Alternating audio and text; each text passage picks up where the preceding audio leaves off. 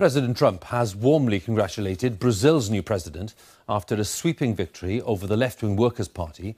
Jair Bolsonaro's supporters, many from the far right, have taken to the streets in celebration after his hugely popular promises to crack down on violent crime and corruption.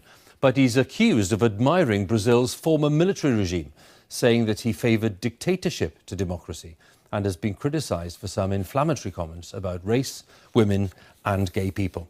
Mr Bolsonaro won 55% of the vote compared to 45% for his left-wing rival. Among his ideas, he wants free market reforms of the economy. He wants looser gun laws for what he calls honest citizens and to open up the Amazon rainforest for development.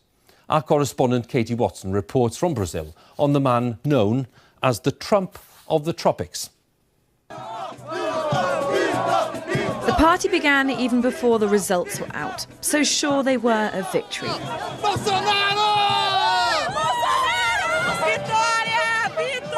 And the moment of triumph, yet more celebration in campaign HQ.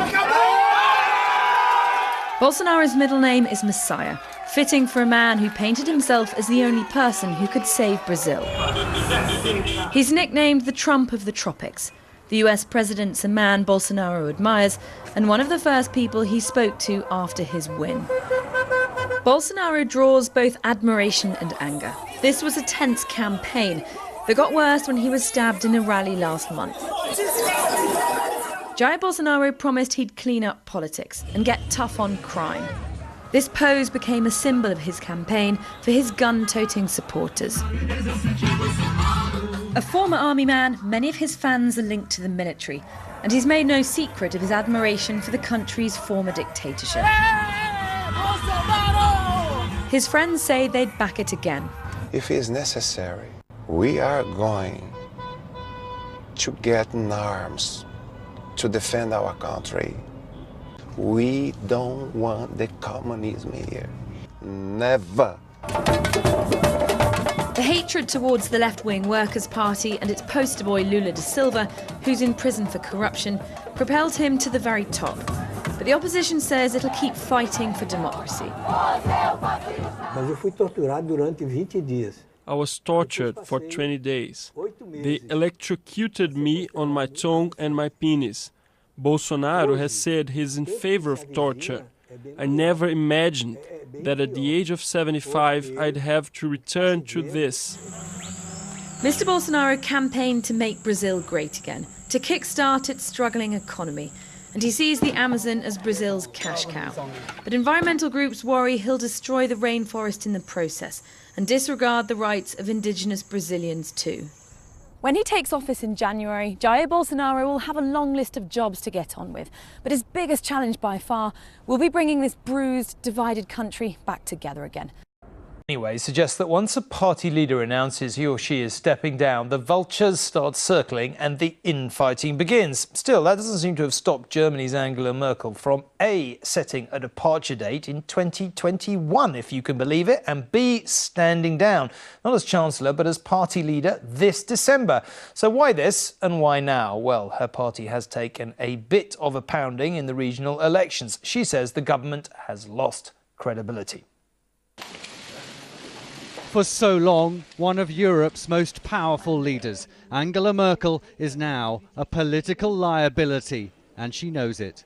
Und Hingabe, Versuche auszufüllen.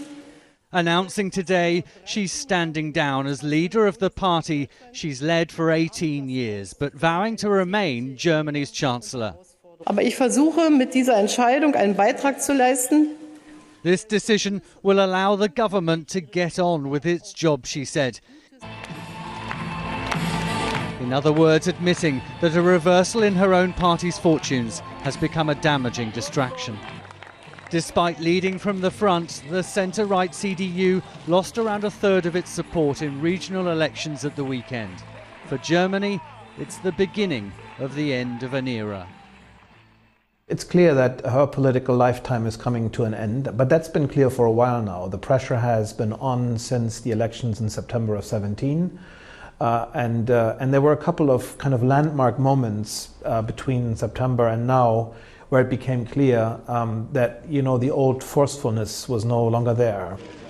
and she was an unstoppable force. Raised in East Germany, she built a career in politics after the fall of the Berlin Wall. Her potential first spotted by the then German Chancellor Helmut Kohl. Becoming Germany's leader 13 years ago, her solid leadership led to a period of national stability, earning her the affectionate nickname Mutti or Mummy. Her status grew until she became the de facto leader of Europe, perhaps the most powerful figure within the European Union. French President Emmanuel Macron today paid tribute to her, saying she'd never forgotten the values of Europe. But it was her decision to open Germany's borders to refugees in 2015 that began to cause domestic damage to her reputation. Angela Merkel has vowed to stay on as Chancellor until the next national elections in 2021. That would see her continuing to have an important influence on Brexit negotiations.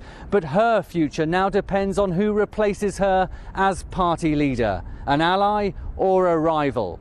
After almost 2 decades at the top of German politics, her position has never been so precarious. Angus Walker, News at 10, Berlin.